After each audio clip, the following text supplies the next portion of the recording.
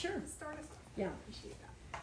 Lord, thank you that where 2 or 3 are gathered in your name, there you are in their midst. We know you are here with us. And we ask you to quiet our hearts now and remind us that you are God. You are our creator and our redeemer and our only hope. And Lord, would you speak through Kim, through your word, teach us your ways and help us to become more like you, Jesus. You're so gentle and kind and full of tender mercy. And we need to hear from you, God, and we need your word to wash us clean even tonight, Lord. So just speak to us by your Spirit. In Jesus' name we ask. Amen. Oh, I just wanted to listen to you pray all night. I was going to say, a lesson right there, girl. Oh, exactly. So tonight's subject is the subject of gentleness, and but we're going to start with a game. I love games. I don't know. Oh, so do I. Okay, so it's the game Name That Tune. But you only get 2 notes. Ooh. But I have a feeling that everyone's going to get it. Okay, it's an easy one. What, did you bring your flute? No. Oh, that would have been fun. That with my, as I get older, my voice is not cooperating like it used to. I'll be trying to sing something, I'm going, oh, this is not very good. I'll recognize that. I make a joyful noise myself. It's not music. Okay, so here we go. So here are the 2 notes. Da-dum. Da-dum, da-dum, da-dum. No. Jaws. Yes! Oh, I'm joking. I'm not joking. I'm That's trying to think of a worship song. Da-dum. Dun, dun, dun, dun, dun, dun, Oh, okay. Now I get See, it. so I knew that somebody was going to get The it. piano teacher got Patty, I it. was Okay. And with my bad singing. Okay, you I got give it. up. What was it? Jaws, Jaws. the Jaws, theme the song movie. to the Jaws. movie Jaws, Oh, the bum, shark. bum, bum, bum, bum, bum, bum, bum, bum, bum, bum, bum. She Okay. knows the song. She knows it. Well, did you know that 2025 is the 50th anniversary of the movie Jaws? Wow. Really? Yes, Wow. already. Oh, Has we're anyone old. not seen the movie Jaws? Me. I find no interest in that You haven't seen whatsoever. it? Oh, I would never watch it. no. Listen, Too it's bloody. actually an excellently done movie. It really is. I mean, compared to stuff today, it's tame. So, Yes. so really, I'm serious. See the movie. It's very well done with the character interaction and of course the music. John Williams and Steven Spielberg directed it. It's very well done. It's a good story. Even without the shark stuff, it's just an excellently done movie. It's one of my favorite movies, actually. Interesting. I think it's very well done. Anyway, so 2025 is the 50th anniversary of the movie Jaws. And that actually spawned a lot of shark movies, like Jaws 2, 3, 4, 125, and then also like The Deep and other things. We even have Shark Week. The Discovery Channel does Shark Week, which I've never seen because we don't have cable. But I looked up, they even have something called Dancing with the Sharks, which I And there's even Sharknado movies. Has anyone ever watched a Sharknado movie? I have not seen one, but apparently they started serious, and then it became like this cult thing and became a comedy movie after they did more of them. Basically, it's about water spouts that pick up sharks out of Santa Monica Bay and get them inside a tornado. So there's sharks in the tornado, and they can bite you. It's just so ridiculous. Wow. You know, there's always Daddy Shark, Mommy Shark, Yes. Baby Shark. Yeah. You know that kids thing? Yes, and then you can't get it out of your mind. I know it, yeah. Hi, Amy. Hey. Linda, we're discussing the movie Jaws and sharks. Which is what we told Our story. her. Maybe you came to the wrong place. So there are even these Sharknado movies, and they've become this cult, like, comedy thing now because they're so ridiculous and stuff like that. And so that movie Jaws, though, it really caused a public fear of sharks that wasn't there before. So much so, in fact, when I went to Hawaii for my 30th anniversary in 2021, and we hadn't been back there since my honeymoon, so we went back and we love being in the water. We always snorkel and run the pool all the time, and usually if we're vacationing, we're on a cruise like in Mexico or the Caribbean, and I'm not worried about sharks there, even though I know there's sharks there. But in Hawaii, I was actually worried about tiger sharks. I really was worried. In fact, we took an excursion out it took us all the way to Lanai. And you know, when we get there, the boat captain told us a shark actually lives in those waters. And that if we see it, don't freak out because it hasn't hurt anybody. I'm thinking, what? I'm probably You're the bringing us first. to a place with sharks and I'm worried about it. But I never saw the shark, but I did stay kind of close to the group because I was a little worried about the shark there. But anyway, yeah, the movie Jaws, it really did cause all this fear of sharks. So I had to look up, okay, what are the odds of shark attacks? So I saw that in 2024, worldwide, there were only 47 unprovoked shark attacks. And of that, there were 6 fatalities. That's pretty low for worldwide. And you have to be in the water, obviously. So if you really don't want to be attacked by a shark, don't go in the water. You'll be okay. But, so even though there's this, worry about sharks and all of that, there's something far deadlier. It's considered one of the deadliest creatures on Earth. And does anyone know what it is? Does it have 4 legs? Because they have. Or 8 legs. Sure. Spider of some sort. No. Deadliest creature? Snake? Mosquitoes. Yes. Do it. Malaria. Mosquito, right? So, we think of sharks and we're worried about this big, scary, powerful thing. But mosquitoes are far deadlier. Mm-hmm. And they can cause all kinds of problems. They can cause spread malaria, dengue fever, yellow fever, West Nile virus, Rift Valley fever, Japanese encephalitis, and they can cause a myriad of health problems that may not result in death or a sickness, but can even leave people paralyzed or have encephalitis and all kinds of things. So that's far deadlier. So then, of course, I had to compare the odds of shark attacks compared to mosquito bites. So the odds of a shark attack are 1 in 375 million.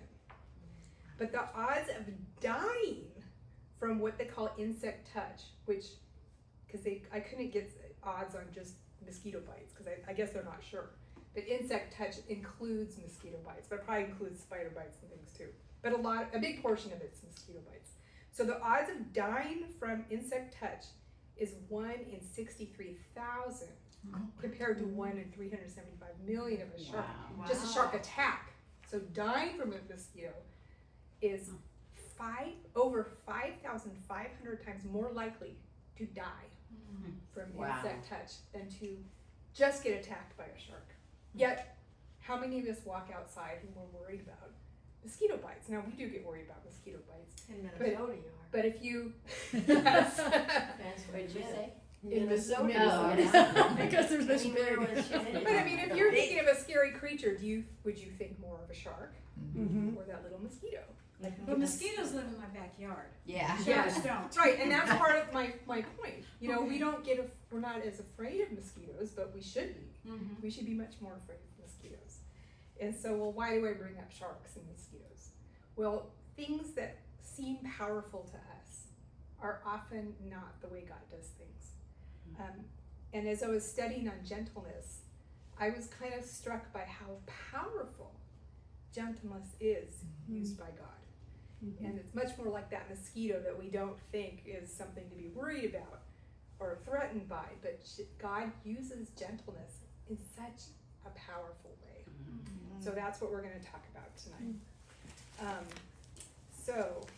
First, in your homework, you don't have to look at it, but I had written out the Greek word that it comes from, prautes, and it actually means mildness of disposition, gentleness of spirit, or meekness. And that's what really helped me when I realized it was meekness, because I'm thinking, how am I going to talk on gentleness? But then I realized, oh, it's meekness. That I think I can wrap my brain around a little bit more.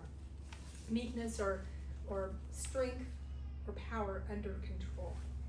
And our greatest example of meekness is obviously Jesus, the Lord himself becoming a man and dwelling among us. And so our homework had us looking up some of the verses that actually use that root word. And then I had you looking at the triumphal entry of Jesus.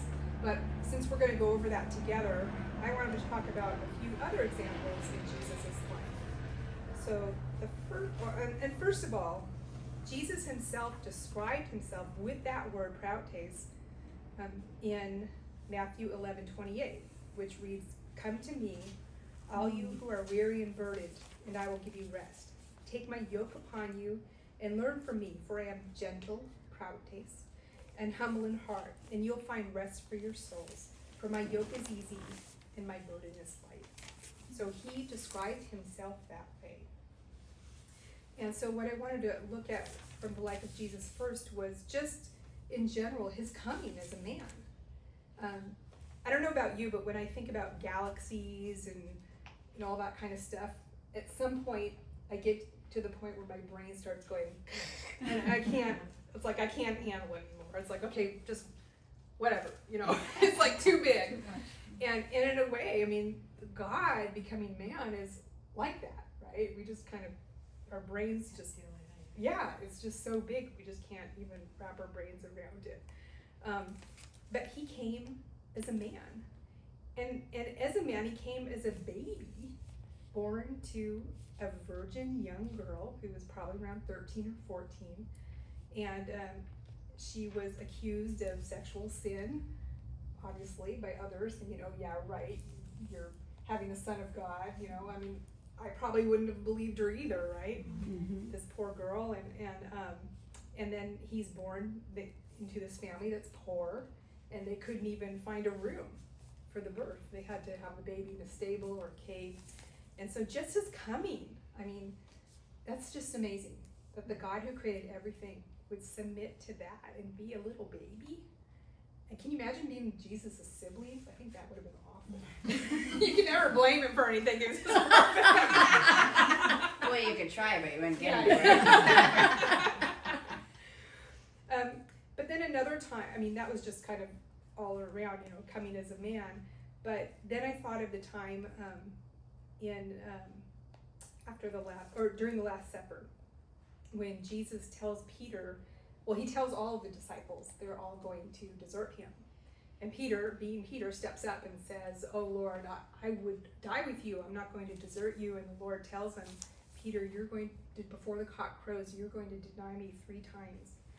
And that account is actually in all the Gospels. It's interesting. Mm-hmm. Peter denying the Lord there on site while he's in trial is in every single Gospel. But in only one of the Gospels, in Luke 22, verse 61, after Peter denies him the 3rd time, the Lord looks right at Peter. And it doesn't tell us how he looked at Peter. It just tells us he looked at Peter, and then Peter just kind of, that undoes him. He goes out and he weeps bitterly because he's obviously so sorry for what he did. But I wonder what that look was. Have you ever wondered what that look was? Mm-hmm.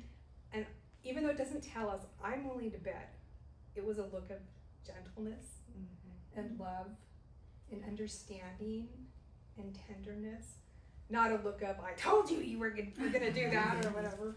But I have a feeling it's that gentleness that probably undid Peter. Mm-hmm. That was probably the thing that, because right before that, he's cussing. Mm-hmm. People are saying, you were with him, and he starts cussing and, and everything. And yet when Jesus looks at him, it's at that point that he leaves and weeps bitterly. So I bet it was a gentle, kind, loving look that Jesus gave him. Well, and then after Jesus was resurrected, we have the account when he's on the shore of the Sea of Galilee cooking breakfast. And the disciples have gone back to fishing because they're not exactly sure what to do with themselves, or thought, well, we'll go fishing. And so they're out there, and all of a sudden a man from the shore calls to them and says, "Throw your net on the other side," and they immediately recognize who it is. And Peter, being Peter, jumps out of the boat, swims to the shore, and he's sitting down with Jesus. And I don't know about you, but I've always thought of it just being him and Jesus, but all the disciples were there. So it took me a while to realize they're all there. And Jesus gives him kind of a moment of redemption by asking him 3 times, Peter, do you love me? And each time Peter answers, Jesus answers, feed my sheep. Mhm. And in doing that, what a gentle, kind, restorative, loving thing he did for Peter, just that sweet gentleness of our Lord. So he is that best example that we can always go to see how he reacted with us. Well, when it comes to gentleness, or any reaction really, the goal is always love. It's always love, encouragement, edification, and if we're doing those things, then we are walking in the fruit of the Spirit. I had us also looking at gentle as another root word, which is rach. It's like you say that at the end. And there were a few scriptures there, because there are several different root words for it when we use gentle in the Bible. And that was just more of a tenderness, not so much strength under control. Where's my definition? Oh, here we go. Tender, soft, delicate, weak, delicate of flesh, weak of heart, mind, timid, or of soft words. And definitely we can use that kind of gentleness with others as well. There was, sorry, hold on a second. It reminded me of how the persecuted church often wins believers into the kingdom of God, because they're being attacked, killed, martyred, tortured, abused, sought out, and everything. But it's often the tenderness of the Christians and the gentleness of the Christians that gets the attention of the persecutors and eventually wears them down. And I've heard that story over and over and over by people that used to persecute Christians, and now they're believers. And they always say it's because of the love and gentleness of the Christians that did it. Not the thing we would think, right? Because God's ways are not our ways. So I took this example out of, it's a book called Standing Strong Through the Storm from Open Doors. And they used to have it online, like as a daily devotional, but they stopped that. And I'm so bummed because I loved it. Since I was volunteering for them, they actually made us a book form. And I love it. I mean, my pages are falling out. In fact, I just pulled this page right out, which is very convenient, actually. So this is from Standing Strong Through the Storm. Well, perhaps the most difficult of Jesus' commands is to love even our enemies. A true Christian always seeks another person's highest good, even when mistreated. Brother Andrew, the founder of Open Doors, says, the Christian's only method of destroying his enemies is to love them into being his friends. Romanian pastor Dr. Paul Negru was visiting an old friend in Romania named Traian Dors in his humble home. As Paul entered, he realized that Traian was bleeding from open wounds. He asked, what happened? Traian replied, the secret police just left my home. They came and confiscated my manuscripts. Then they beat me. Pastor Paul says, I began to complain about the heavy tactics of the secret police, but Traian stopped me, saying, Brother Paul, it is so sweet to suffer for Jesus. God didn't bring us together tonight to complain, but to praise him. Let's kneel down and pray. He knelt and began praying for the secret police. He asked God to bless them and save them. He told God how much he loved them. He said, God, if they will come back in the next few days, I pray that you will prepare me to minister to them. Paul continued, by this time I was ashamed. I thought I had been living the most difficult life in Romania for the Lord, and I was bitter about that. Traian Dors then shared with Paul how the secret police had been coming to his home regularly for several years. They beat him twice every week. They confiscated all of his papers. After the beating, he would talk to the officer in charge.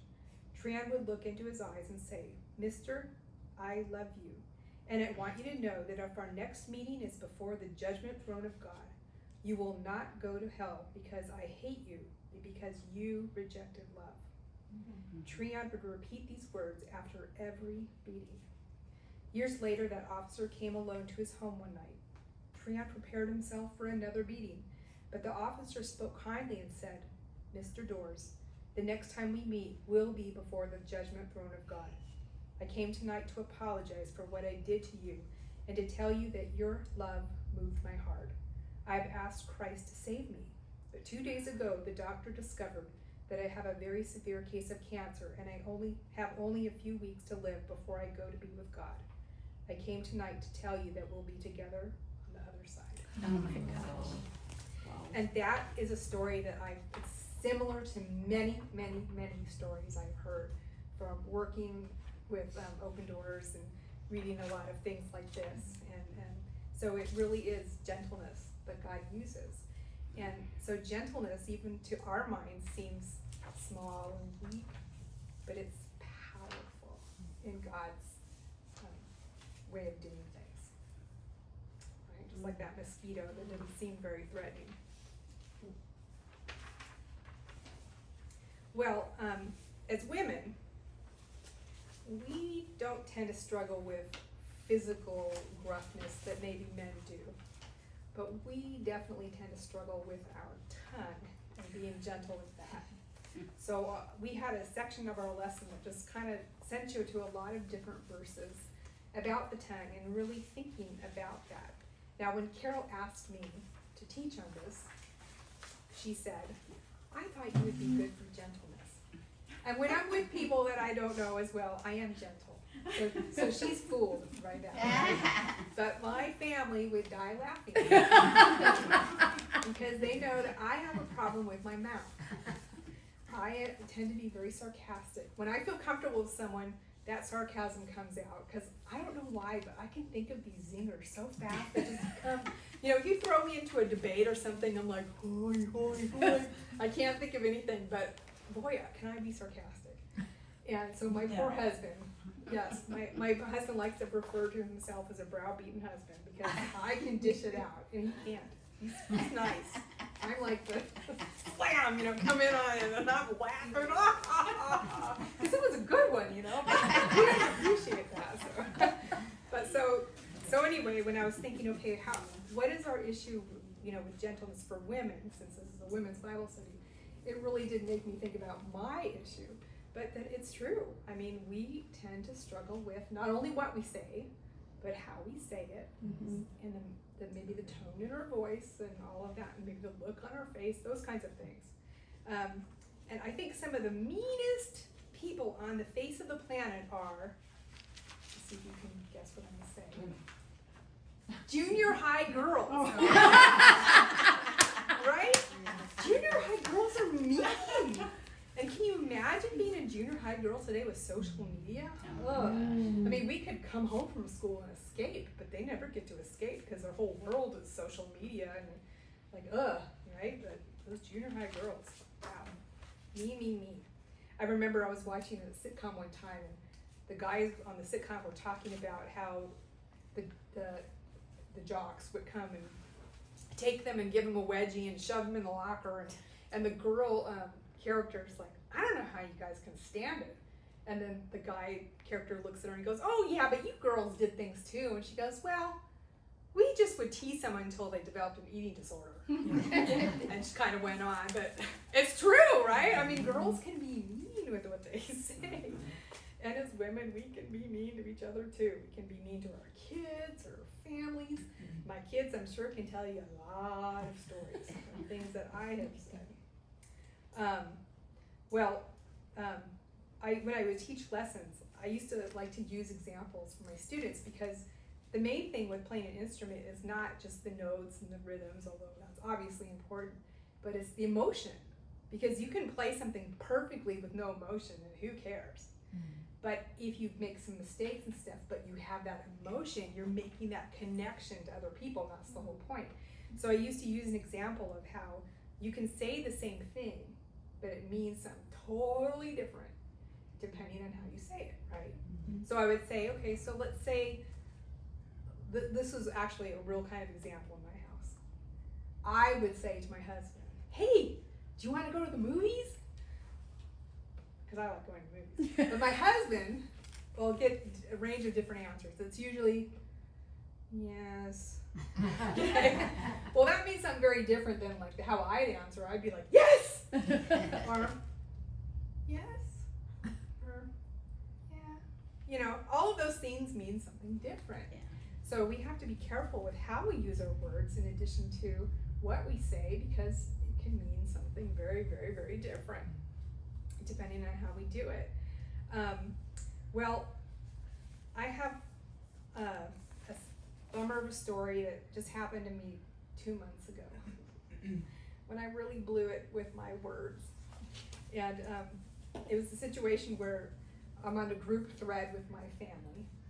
And my dog, remember that freak storm we had like 2 months ago where there was thunder? Mm-hmm. Remember that? Kind of came out of the blue and nobody was expecting it. I was out walking with my coworker and it starts thundering and we're going, is that thunder? And then we got back in the office and every time it thundered, everybody was like, whoa, you know, like, because us in Southern California who don't know what weather is, you know, like thunder. Well, my daughter lives out in Lake Elsinore and she was out running errands with my grandson who's almost 2. And where it didn't rain here, it poured out there. And it was, you know, it didn't last long, but it poured. And so of course she wasn't ready for it. You know, who knew that was coming? And so she's out and she's telling us how they were out running errands and they just got completely drenched. And she sent a picture of my grandson sitting there in the cart in the store, completely drenched from head to toe, and he'd been crying. Aww. So of course my grandma hackles like, you know, I'm like, who got my grandson wet? You know, like, how dare you get him wet? And so, and also his Aunt Sarah was upset too, because we're kind of like, what? You know, like water's gonna kill him, but we were a little upset. So that's already kind of starting, you can say, the scene a little bit. So then my daughter starts going on about how she's never owned an umbrella, but she's never really needed one, and she's just going on and on. I'm thinking, but you got my grandson wet, and I'm not happy about that. And then she starts saying other things, and my daughter chimes in and says something, and then she goes, well, I don't know why you're all picking on me, and I had it. You know, I was tired of dancing around the elephant in the room, and I just was going to swoop in and just let you know what's wrong with this picture, because that's what I do. And so all of a sudden, she's like, well, I don't know why everybody's picking on me. And so what do I have to say? But, well, because not having an umbrella is stupid. That's what I say. All caps. Now, not that in and of itself is not the worst thing to say, right? But the Lord gave me a little check in my spirit, and I didn't listen because I really wanted to say it. Yeah. And so I didn't pay attention, and I said it. Well, what I didn't know is my daughter was having a bad day. And so then right after that, she goes, well, I'm having a bad day. And I'm like thinking, oh my gosh, you know, I just said get an umbrella, basically, you know. But really, I didn't have to have said it, didn't need to say it that way. I could have said, well, honey, which would have been hard because I was mad at that moment. At some point in your life, it's probably going to rain again. So it's probably a good idea to spend a couple bucks in an umbrella. So, and they have plenty of money. They're actually doing really well financially. So, but that's not how I said it. And it hurt her feelings. Well, right after that happened, I was at my servants team retreat with, remember Patty Bivens, who spoke at the women's thing? Well, just this year they brought me onto the servants team that kind of runs the Bible study. So we had a retreat, kind of a bonding thing. And I'm telling them this story about the umbrella. And Patty looks at me and she goes, we'll talk later. I blew it. I'm thinking, I'm telling the story, I'm waiting for everybody to go, yeah, she needs to get an umbrella, you know. But that's not how she reacted. Well, what I didn't, interesting, we got a whole day together because the other ladies had to leave on Sunday, and apparently you can't rent, we were at a beach house, you can't rent a beach house for less than 4 days. It was kind of to keep the party houses down. Right? So we were the only 2 the last day, and we had like 24 hours together. We talked more than we've talked since I was in high school. So that was just super fun. But she let me know that wasn't the best way to talk to my daughter. and that I need to be careful with what I say because, you know, I want my daughter to come to me and not be afraid to tell me things because I'm going to pounce in there and tell her how it's stupid, you know, or whatever. And that, you know, even that kind of thing will creep into ministry, and so I need to be careful. And so she set me straight. So I obviously have an issue with my tongue. I don't know if any of you have issues with your tongue, but I do. And my husband will be the first to tell you that. Really fast. But what I have learned though is I did apologize to her. And then later she said, oh, it's no big deal. And she meant it. I could tell she meant it. So that's good. So it's never too late to apologize. And sometimes we just need time. You know, sometimes we need to give ourselves some space before we say something. Especially if we're a little like, you know, about something. Just say, you know what? I want to wait before I answer. So, or we can write out our answer and give it in the form of a letter. Or just those different things that we can do to kind of control our nature and way of saying things so that we can remain gentle with the goal of love and encouragement and edification, always building one another up instead of swooping in and tearing somebody down about a stupid umbrella. So we need to just be careful about how we speak and what we say. And we need to just keep praying a lot, all the time. And to have those that we can be accountable to. And we can bounce things off it. Or like in my case, Patty's my spiritual mom. And she can let me know if I've, you know, she's not afraid to confront in love anytime. And so it's great to have those people that we can go to and be accountable to. And we need to be in fellowship like we are here. It's so important. We're not meant to do this life together. And just to learn from one another and examples. Just hearing how someone else talks to someone, even like Leslie Sancho, because she's just amazing. And I was doing merchandising for American Ingredients for a while. I love that job. I got it from Carol. Used to tell me about your job. I'm like, that sounds so fun. And so Carol linked me up with her boss, and I was able to get that job. And it was a great supplement to my teaching lessons because I was trying to build up my flute business at the time, but God wanted me to go into full-time work, darn it. So I never let that get better like it was earlier in time. So that merchandising was great at the time, and I loved it. But I was working at Target, and that's like a lot of hours, right, Carol? It's a good store. Yeah, and I had one of the highest stores in the area as far as sales and things like for cards. So during the holidays, I needed help. Because it was like sweat and bullets just to keep the cards in the slots. I mean, I would put them in. The second I put them in, people are all standing there and they're pulling them out. I mean, I couldn't even keep. It was amazing. I couldn't believe it. I know. Because I'm too cheap to buy a $7 card, and yet people were just buying those things like crazy. But anyway, so I needed a helper during the holidays, and Leslie came to that Target all the time. So she'd run into me all the time, and so finally she agreed to be my helper. And she didn't do it because she wanted the money. She did it just to help me. Is that sweet? She kept me sane through Christmas, which was the worst.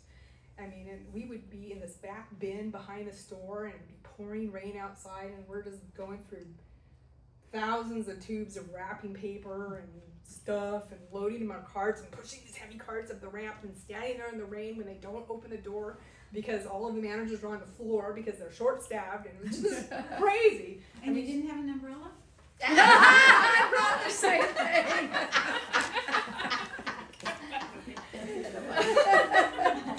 And so, but That's just stupid. Sorry.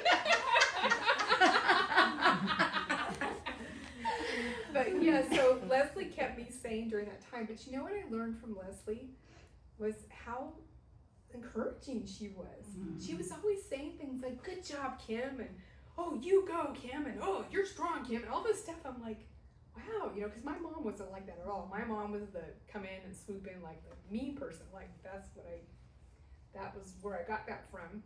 It's not her fault, but I picked it up from her. And I wasn't used to this encouragement, this kindness, and wow. It was just like, wow, you know, it must be wonderful to be Micah, to hear her, you know, talking like that all the time, being such an encouragement. That gentleness and that kindness. And so it's wonderful just to learn from one another as we hear one another talk and communicate with family and each other and how they do it. It's just great to be part of fellowship, which again, we all are. You're here, so obviously you're doing that. So anyway, that's kind of all I had as far as just talking, but then we have the lesson to go through. So let's go ahead and get that out.